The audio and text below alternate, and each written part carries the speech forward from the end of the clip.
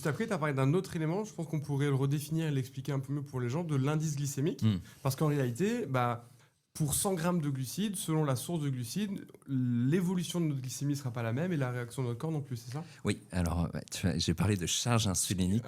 Alors, il y a deux choses, il y a indice et charge glycémique, c'est ça? Et insulinique. Ouh là là, donc il y a 3 éléments? Oui. Allez, on est parti. C'est pour ça que...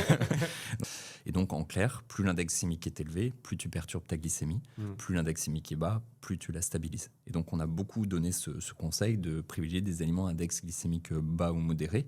Et quand on parle des glucides, c'est effectivement les légumineuses, les produits céréaliers complets, etc. C'est pour ça qu'on nous disait de manger des pâtes avant le sport. À Alors, mon époque, en 90. Oui, mais alors là, c'est plus aussi de faire du glycogène pour que tu puisses l'avoir à disposition pendant ton mouvement musculaire. C'est un autre aspect. Et puis, on s'est rendu compte que c'est une référence qui est valable pour 50 grammes de glucides issus de l'aliment et non pas 50 grammes de l'aliment. Donc, en fait, quand tu manges un morceau de sucre, c'est 100% de glucides, 5-10 grammes de sucre et donc effectivement 50 grammes de sucre, de sucre de glucides issus de cet aliment, c'est 50 grammes de l'aliment. Par contre, si tu prends du pain, par exemple, le pain, ça va être 50-55% à peu près de glucides. Donc pour avoir 50 grammes de glucides, il va te falloir à peu près 100 grammes de pain. Donc en fait, rapporté à la portion, les effets peuvent être très différents.